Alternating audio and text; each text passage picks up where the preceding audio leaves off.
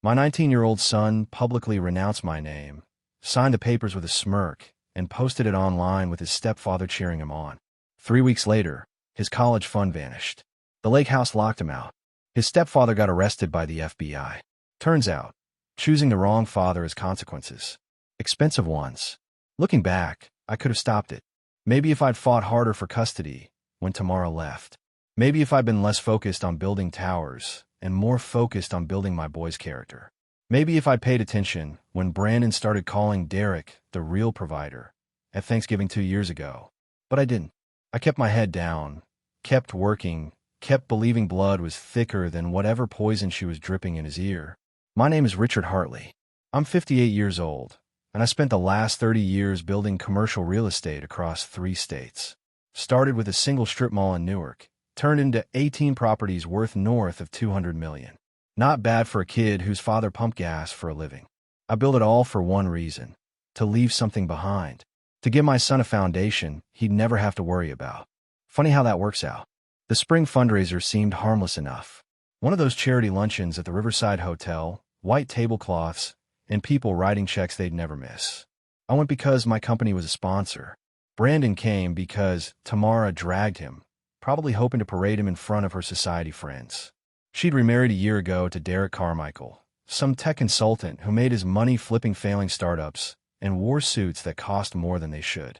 I was standing near the silent auction table when Brandon walked up, 19 years old, wearing a blazer I didn't recognize, haircut styled just like Derek's. He didn't say hello, didn't even look at me at first. Just stood there, jaw tight, like he was psyching himself up for something. Then he said it. "I don't want a last name anymore." The words landed heavy. People nearby went quiet, forks pausing midair. I turned to face him fully, keeping my expression neutral.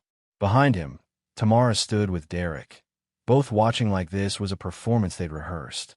I let the silence sit for a moment before I spoke. "Say that again," I said calmly. Brandon's chest puffed up.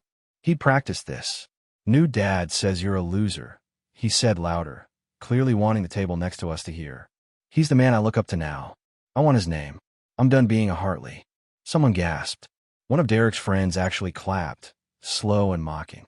Tamara smiled, that sharp little smile she always had when she thought she'd won something.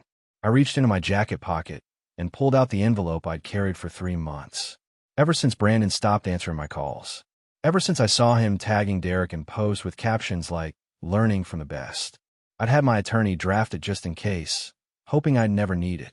I set the envelope on the table between us and unscrewed my pen, slid both toward him. "Fine," I said. "Sign here, son." No anger, no pleading, just clarity. Brandon hesitated for maybe 2 seconds. Then he grabbed the pen like it was a trophy and scrawled his name across the bottom of the page. His signature was big, confident, slanted like he couldn't wait to be done with me. He thought he was cutting ties. He had no idea he'd just cut himself out of everything I'd built. I folded the paper, slipped it back into my jacket, and raised my water glass. "To Brandon," I said evenly, "may you get exactly what you just asked for." Some people laughed nervously. Others looked confused. Derek smirked. But I wasn't playing. I turned and walked out of that ballroom, leaving my son standing there holding a pen that had just signed away his entire future. Because that wasn't just a piece of paper. It was a trigger. Clause 19.2 of the Hartley Family Trust. Voluntary name severance. I'd built that clause 5 years ago when I saw the writing on the wall, when Tamara started poisoning Brandon against me. The storm had arrived, and I'd already locked the doors. The drive home from the Riverside took 23 minutes. I didn't turn on the radio, didn't call anyone, just drove, hands steady on the wheel, watching the city lights blur past. People think moments like that require rage or grief or some big emotional release. They don't. Sometimes clarity feels like ice water, cold and sharp and absolutely still. I pulled into my driveway, a modest 3-bedroom in a neighborhood that didn't scream money. Never saw the point in showing off. The house was paid for, the lawn was maintained, and it had everything I needed, including the office where I kept the real work locked away. I went straight to the safe. Biometric scanner, 12-digit code, retinal confirmation. Overkill for most people, but I wasn't most people. Inside sat the Hartley Family Trust Charter, a leather-bound document that had taken 2 years and 4 attorneys to perfect. My grandfather started it during the Korean War as a way to protect assets from government seizure. I'd modernized it, turned it into something far more comprehensive. I flipped to Section 7, subsection C, Clause 19.2, voluntary name severance and beneficiary disassociation. The language was precise. Any direct descendant who formally renounces the Hartley surname through signed declaration forfeits all trust benefits, holdings, voting rights, and access to family-controlled entities. No appeals. No exceptions. The clause required public witness and documented intent, which Brandon had just provided in front of 40 people with cell phones. I pulled out my laptop and logged into the trust management portal. 3-factor authentication. Fingerprint. 6-character rotating passcode. Security question: what endures? Answer: the foundation. Brandon's profile appeared. Status: active beneficiary. I clicked edit. A drop-down menu appeared. I selected void, clause 19.2 invocation. A red warning box appeared. This action is permanent and irreversible. Confirm with master authorization code. I typed the 16-digit code I'd memorized 5 years ago. Hit enter. The system processed for 3 seconds. Then Brandon's status changed from green to gray. Inactive. The trust's automated protocols began cascading through linked accounts. College fund access revoked. Healthcare proxy terminated. Property inheritance queue removed. Voting shares in Hartley Development Corporation redistributed to the legacy reserve pool. All of it gone. Not because I was angry. Because he'd asked for it. My phone buzzed. Text from my attorney, Michael Petros. Saw the notification. Are you certain? I typed back. Executed per his request. Witnesses present. Documentation complete. 3 dots appeared, then disappeared. Then, understood. I'll prepare the formal notices. I closed the laptop and sat back in my chair. The house was silent except for the low hum of the refrigerator in the kitchen. No music. No television. Just me and the weight of what I'd just done. People would call it cruel. They'd say I was punishing my son for being young and stupid. They'd be wrong. I wasn't punishing him. I was honoring his choice. He'd stood in front of everyone who mattered and declared that my name, my legacy, my 30 years of work meant nothing to him. Fine. Then he'd get exactly that. Nothing. I poured 2 fingers of bourbon, sat on the back porch, and watched the stars. Somewhere across town, Brandon was probably celebrating, thinking he'd finally cut the chains. He had no idea the ground beneath him had just disappeared. Tomorrow, the real reckoning would begin. Brandon's social media explosion started around midnight. I wasn't following him anymore, but Emma, my 16-year-old daughter from my current relationship with Jennifer, showed me the post the next morning over breakfast. Dad, Emma said quietly, sliding her phone across the kitchen table. You need to see this. The first post showed Brandon standing on Derek's boat, arms spread wide, champagne bottle in hand. Caption: finally free from dead weight. New name, new life, new father who actually gets it. Hashtag no regrets, hashtag upgrade complete. 300 likes in 6 hours. Comments from his friends ranged from supportive to mocking. One kid wrote, "Your old man must be crying, lol." Another, "Respect for cutting toxic people out." I handed the phone back to Emma without a word. "Aren't you going to do something?" she asked. Emma had always been sharp, perceptive in ways Brandon never was. She understood consequences before they arrived. I already did. I replied, pouring coffee. Now we wait. She studied my face for a moment, then nodded. Emma had seen enough of how I operated to know that silence wasn't the same as an action. By Monday afternoon, the first tremor hit. Brandon called me.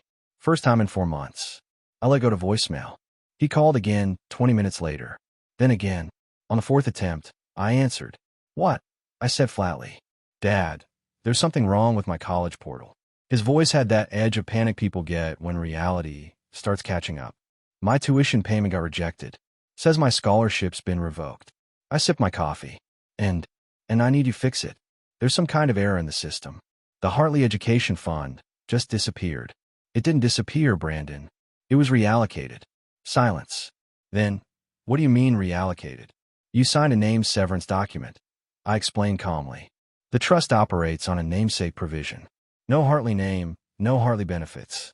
You're no longer eligible for any fund administered under the family trust. That's insane. You can't just do that. I didn't do anything. I corrected. You did. You renounced the name. The trust responded according to its charter. Clause 19.2. You should have read what you signed. This is because I hurt your feelings. His voice cracked into anger. You're going to ruin my education because of some petty grudge. This has nothing to do with feelings, I said evenly. You made a choice. Choices have weight. You're learning that now. Mom said you try something like this. Derek's going to talk to his lawyers. Good luck with that. Everything's airtight and witnessed.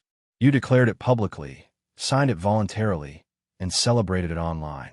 No court will overturn a valid trust provision when the beneficiary actively requested exclusion. He hung up without another word. Emma looked up from her homework. How long until he figures out it's not just the college fund? Give it a week, I said. Maybe less. That night, Tamara called. I didn't answer. She left a voicemail, her voice tight with barely controlled fury. You're making a huge mistake, Richard. Brandon is your son. You're destroying him over nothing. Call me back. We need to fix this. I deleted it without listening to the whole thing. Some bridges you burn, others you dismantle brick by brick, so thoroughly that no one can ever rebuild them. The formal notice arrived on Wednesday. Not to Brandon, to Tamara. Certified mail, signature required, delivered at 10:47 a.m. according to the tracking. My attorney Michael had drafted it exactly as I'd specified. Professional, factual, and completely devastating. Tamara called me 6 times in the first hour. I ignored everyone. Then she tried Jennifer's number. Jennifer, who'd been with me for 3 years and understood exactly how I handled family warfare, declined the call and muted her phone. Finally, at 2:15 p.m., my office line rang. My assistant Darlene put it through without asking. Richard. Tamara's voice was ice-wrapped in gasoline. We need to talk. Now. I'm listening, I said, leaning back in my desk chair. Brandon's trust fund is frozen. His health insurance was terminated. The lake house access codes don't work anymore.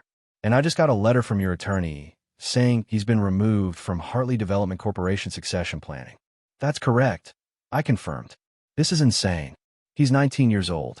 You're punishing a teenager for being angry at you. He's an adult who made an adult decision, I replied. He publicly renounced the Hartley name, signed legal documentation confirming it, and posted celebration videos online. The trust responded according to its governing structure. I didn't punish him. He disqualified himself. You know damn well he didn't understand what he was signing. Then he should have read it, or asked, or thought before he acted. But he didn't, because Derek told him I was worthless, and you agreed. So he committed, publicly and legally. That signature is binding. There was a long pause. I could hear her breathing, could almost see her trying to find an angle, a crack in the armor. Finally, Derek says we can sue. Prove you coerced him. Go ahead, I said calmly. I have video from 4 different angles showing Brandon smiling, laughing, and signing without hesitation. I have his social media posts celebrating the decision. I have witnesses, including Derek, who'll confirm he acted voluntarily. You'll lose, spend a fortune on legal fees, and embarrass yourselves publicly. But please proceed. Another silence, longer this time.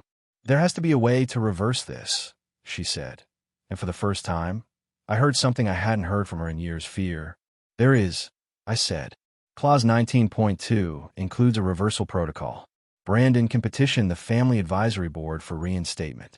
Requires unanimous approval from all 7 members, a written apology submitted to the trust administrator, and a 5-year probationary period where he carries the Hartley name without access to benefits. That's humiliating. That's the cost of walking back a public renunciation. He burned the bridge. If he wants to rebuild it, it won't be easy, quick, or painless. You're doing this because I left you, Tamara said, venom returning. This is about punishing me through him.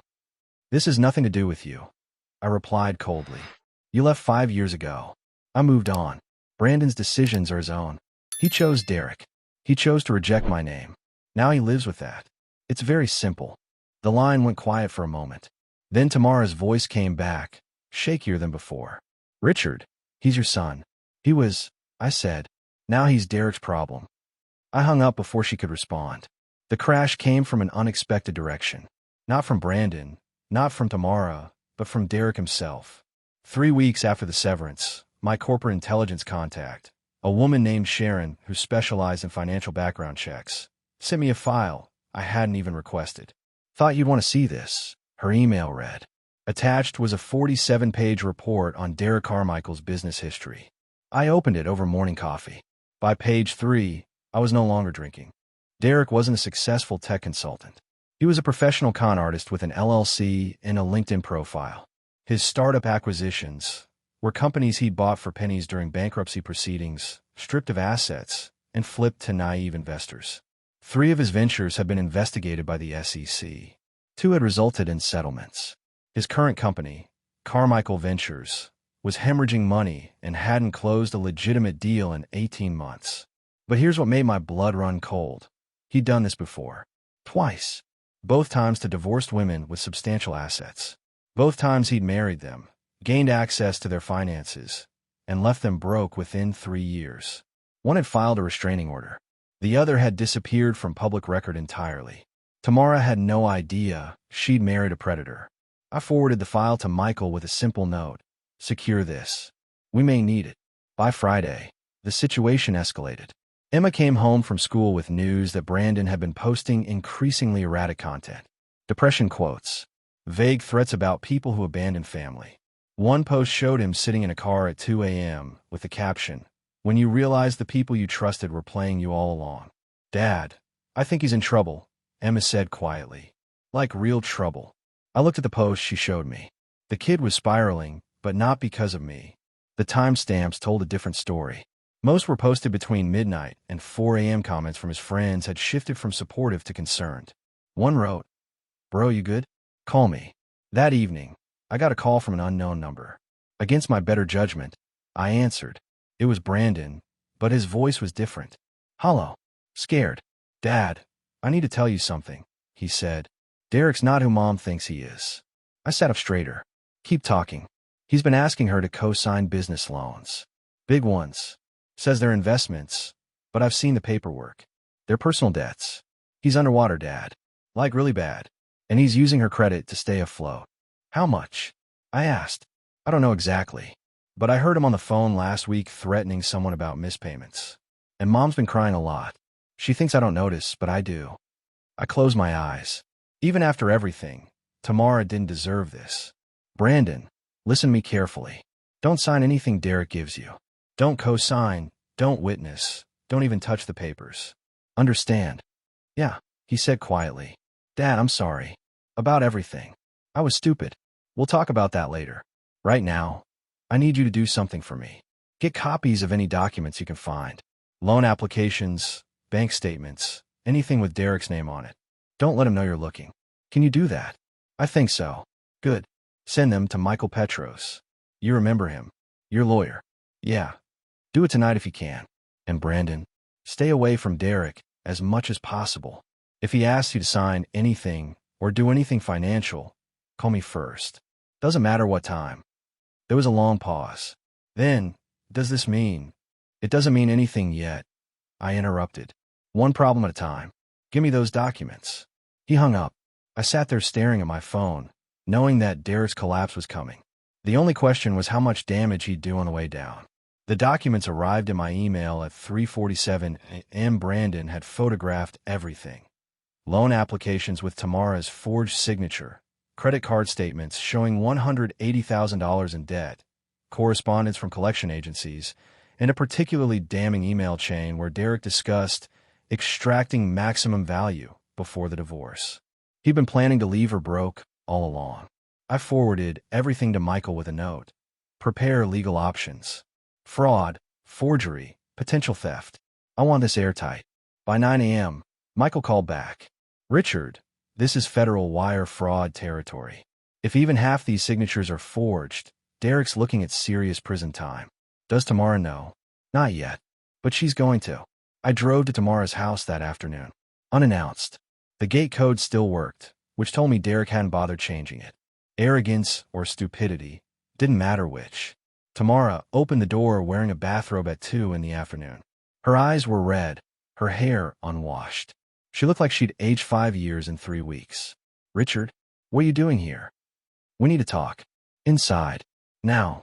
She hesitated, then stepped aside. The house looked different. Furniture missing from the living room. Empty spaces on walls where artwork used to hang. Boxes stacked in the hallway. What's going on? I asked, gesturing at the boxes. Derek's consolidating assets, she said mechanically. Streamlining for a new venture. He's liquidating before he runs. I corrected. Tamara, sit down. I opened my laptop and showed her everything. The loan fraud. The forged signatures. The previous marriages. The SEC investigations. Her face went from confusion to horror to something that looked like physical pain. He said it was investment capital, she whispered. He said we were building something together. He was building an exit strategy. Using your credit, your assets, your name. And when there's nothing left, he'll disappear. Just like he did to the others. She stared at the screen, tears running down her face. How long have you known? 3 weeks. I've been gathering evidence. Tamara, you need to freeze your accounts immediately. File a police report. Get a restraining order. This man is dangerous. Where is he now? She asked. According to Brandon, he left this morning. Said he had meetings in Chicago. Probably moving money offshore. She broke then. Not crying, something deeper. A kind of collapse that happens when you realize you've been played. I didn't comfort her. That wasn't my job anymore. But I didn't leave either. I'll have Michael file the necessary paperwork, I said. Fraud charges, asset recovery, divorce proceedings.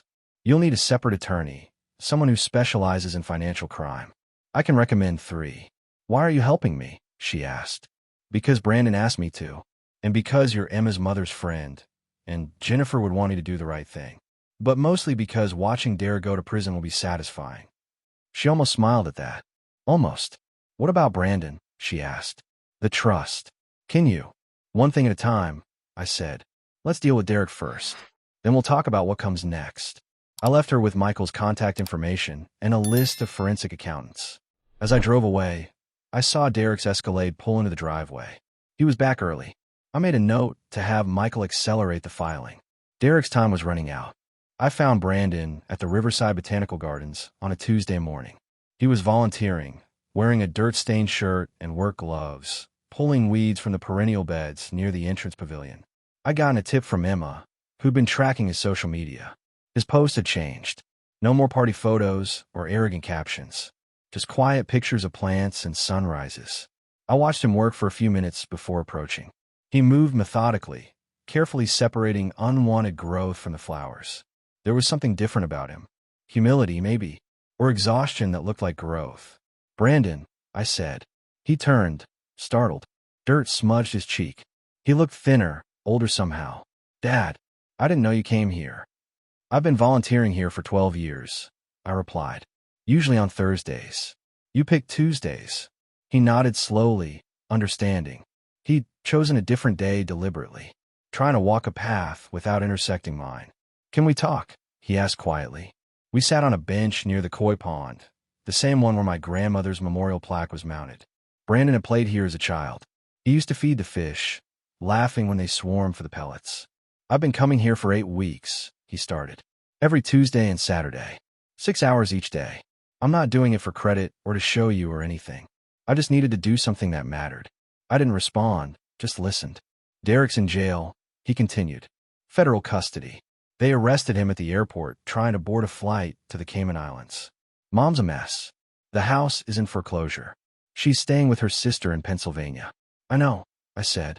He looked at me. You helped her, didn't you? Got her a lawyer, filed the fraud reports. I did what needed to be done. Why? After everything she did, everything I did. I watched a heron land on the far side of the pond. Because helping her wasn't about forgiveness. It was about doing what's right. Your mother made mistakes, but Derek was a predator. Nobody deserves that. Brandon was quiet for a long moment. I found something. In Mom's files, after the FBI took most of the documents. Letters you wrote to me. One every year since I was born. She kept them in a box in the attic. I remember those letters. 19 years of them. Hopes, advice, stories about my own father. Things I wanted Brandon to know when he was ready to hear them. I read them all, he said, his voice breaking slightly. Everyone. You wrote about teaching me to ride a bike, about my first day of school, about the time I broke my arm, and you stayed up all night with me at the hospital. You wrote about being proud of me, even when I didn't deserve it. He pulled an envelope from his back pocket. War increased. This one's for my 18th birthday. You wrote about the trust, about why you built it. You said legacy isn't about money. It's about teaching someone to stand on their own foundation and then helping them build higher. A tear ran down his face. I threw that foundation away. I stood in front of everyone and said it meant nothing. I said you meant nothing. Yes, you did. I said simply. Can I fix this? He asked. Is there any way? I turned to face him fully. There's a process. Petition to the Family Advisory Board. Requires unanimous approval. You'd have to write a formal apology to the trust administrator. Then 3 years of probationary status, where you carry the Hartley name, but receive no benefits until you prove you understand what it means. 3 years, he repeated. Minimum. And Brandon, that board includes your great-uncle Thomas, who fought in Vietnam and doesn't believe in second chances. Your cousin Janet, who built her own company from nothing and has no patience for entitlement. They're not going to make this easy. I don't want it easy, he said. I want to earn it back, however long it takes. I stood up. Then start with the apology. Write it yourself. No lawyer. No help from me. When you're done, send it to Michael Petros. He'll present it to the board. After that, it's out of my hands. Will you vote for me? Brandon asked. I don't get a vote, I said. I recuse myself. This has to be their decision, not mine. He nodded, understanding. I started to walk away, then stopped. Brandon, the volunteering. Keep doing it. Not for the board. Not for reinstatement. Do it because it's right. That's the lesson you missed. I left him sitting there by the pond, surrounded by the gardens he was helping to maintain. Whether he'd find his way back, I didn't know. But at least he was trying. The advisory board meeting took place 4 months later in the conference room of Hartley Development Corporation's main office. 7 members sat around the table.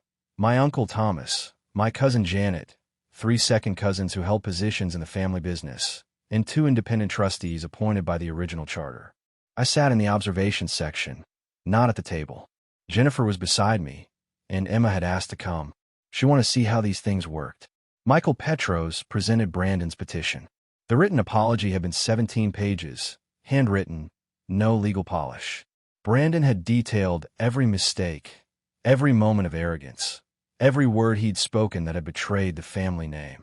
He'd included documentation of his volunteer work, references from the botanical garden supervisor, and a letter from Tamara acknowledging her role in poisoning him against me. Thomas read the entire thing aloud. His voice was gravel and judgment. When he finished, he set the papers down and looked around the table. The boy disgraced us publicly, Thomas said. Celebrated it. Posted it online for the world to mock. Now he wants back in because his life fell apart. That's not remorse. That's desperation. He's been volunteering for 6 months, Janet countered. Hasn't missed a single day. The garden supervisor says he's the most dedicated volunteer they've had in years. That shows commitment. To what? Thomas shot back. To getting his trust fund back. To growing up, Janet replied. We've all made mistakes. The question is whether he's learned from them. The debate continued for 90 minutes. Some members wanted to reject the petition outright. Others argued for a conditional approval with extended probation. Emma watched everything, taking notes like she was studying for an exam. Finally, Thomas called for a vote.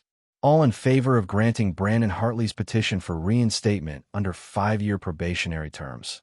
Raise your hand. For hands went up. Janet, 2 of the second cousins, and 1 trustee. Opposed. 3 hands. Thomas, 1 cousin, and the second trustee. Michael cleared his throat. The vote is 4-3 in favor. However, the charter requires a 2/3 majority for reinstatement after voluntary severance. 4 out of 7 is 57%. The petition is denied. The room went silent. Emma grabbed my hand. Janet stood up. I'd like to propose an alternative. Brandon can reapply in 1 year. If he continues the volunteer work, maintains employment, and demonstrates sustained commitment, we revisit. That gives him time to prove this isn't desperation. Thomas considered this. Fine. 1 year. But he doesn't get to keep reapplying every month. 1 more shot. That's it. Everyone nodded. Michael made notes. Brandon Hartley's petition is denied. Eligibility for reapplication granted in 12 months, contingent on demonstrated good faith effort. Probationary term upon approval, If granted, extended to 5 years.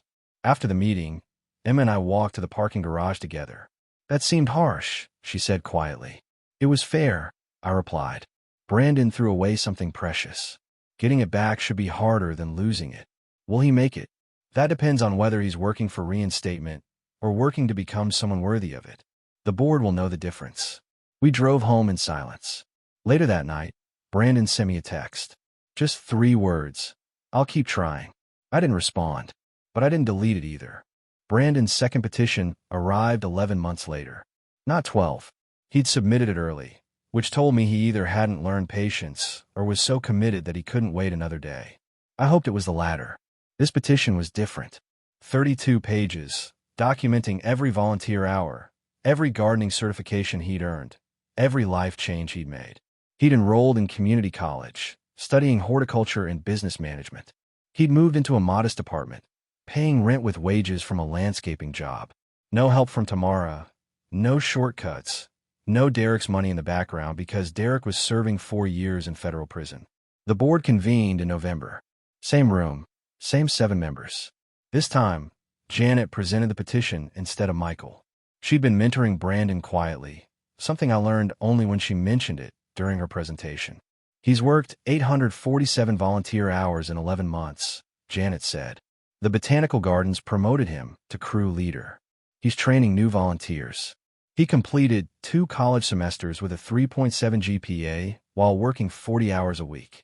And he's done all of this knowing he might not get reinstated. Thomas interrupted. Has he posted any of this online? Made a show of his redemption? No, Janet replied. I checked. His social media has been dormant for 10 months. Last post was an apology to everyone he'd hurt. After that, silence. That's interesting, Thomas admitted grudgingly. The deliberation lasted 2 hours. Emma sat next to me again, now 17 and preparing for her own college applications. She'd used Brandon's story in one of her essays about consequences and redemption. Got accepted to Stanford. Finally, Thomas called for the vote.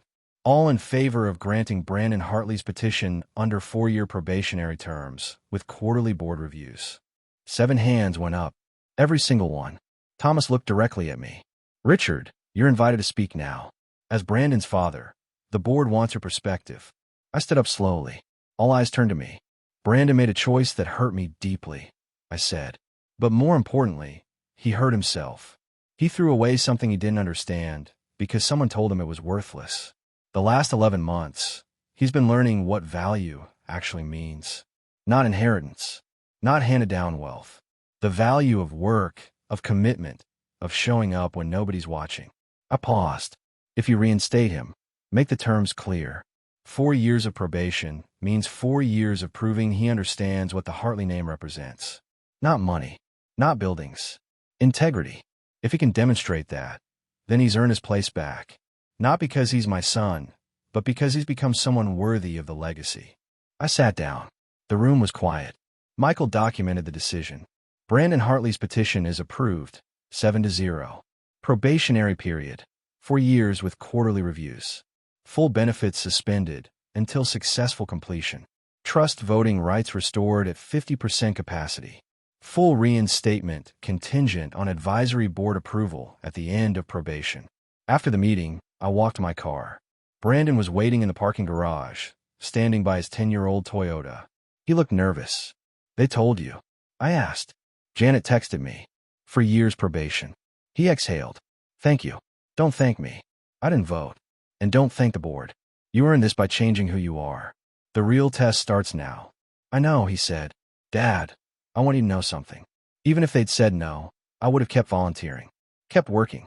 Because you were right. Legacy isn't what you're given. It's what you build. I looked at him, really looked. The arrogance was gone. The entitlement had been burned away by consequences. What remained was someone who might actually become a man worth respecting. Good, I said. Then you've already learned the most important lesson. The rest is just showing up. I drove home. Jennifer had dinner waiting. Emma was studying for finals. Life moved forward, as it always does, regardless of who we lose or find along the way. 15 months later, I was pruning roses at the botanical gardens on a Thursday morning when I heard footsteps behind me. Brandon, wearing his crew leader vest, carrying a flat of native perennials. "Morning, Dad," he said. We'd graduated back to Dad about 6 months earlier. Earned, not assumed. "Morning. Those for the new pollinator garden." "Yeah. Emma designed it. Did you see her plans?" Emma had interned with the gardens over summer break before starting at Stanford. She created a comprehensive native species restoration plan that the board had approved unanimously. Brandon had volunteered to implement it. "I saw them. She's got your great-grandmother's eye for design." We worked in comfortable silence for a while. Then Brandon said, "I testified at Derek's sentencing hearing last week. I set down my pruning shears." "How'd that go?" "He got an additional 2 years for witness intimidation. Tried to threaten Mom into withdrawing her fraud complaint." Judge wasn't amused. He paused. "Mom's doing better. She's working as an office manager in Scranton. Small company, decent people. She asked me to tell you thank you for getting her the fresh start." "She did that herself," I said. "I just made some introductions." Still, it meant something. We finished planting the perennials. As we cleaned up, Brandon pulled an envelope from his back pocket. "My quarterly review is next week," he said. "Janet thinks I'm tracking well for full reinstatement after year 4. But I want to give you something first." He handed me the envelope. Inside was a letter, handwritten, addressed to the Hartley Family Trust. I read it standing there in the garden. It was Brandon's formal commitment to the family legacy. Not a legal document, just a promise. To honor the name he'd almost lost, to build something worth passing on, to teach his own children someday what value really means. At the bottom, he'd written, "A name isn't given. It's earned every single day by the choices we make and the character we show. I'll spend the rest of my life earning this one. Thank you for giving me the chance to try." I folded the letter carefully. "The board will appreciate this." "I didn't write it for the board," Brandon said. "I wrote it for you." Something tightened in my chest. Pride, maybe. Or the slow healing of something that had been broken for a long time. "Keep showing up," I said. "That's all that matters." 2 years later, Brandon completed his probation. The board voted unanimously for full reinstatement. He spoke at the ceremony, addressing the family, the trustees, everyone who'd watch him fall and climb back. "My father built something remarkable," he said. "Not just buildings or wealth, but a structure that protects what matters. I tried to tear that down once. I failed, and I'm grateful I failed because it taught me what I was really destroying, the chance to be part of something bigger than myself." He looked directly at me. "Legacy isn't about what you inherit. It's about what you protect and pass forward." I lost that once. I won't lose it again. Emma stood next to me, squeezing my hand. Jennifer smiled. The family clapped.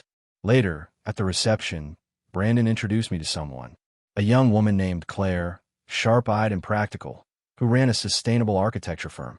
They'd met at a green building conference.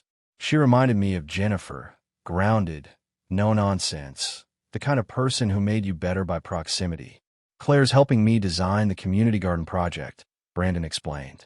"We're converting that empty lot on Roosevelt into an education space for urban farming." "Using Hartley Development resources?"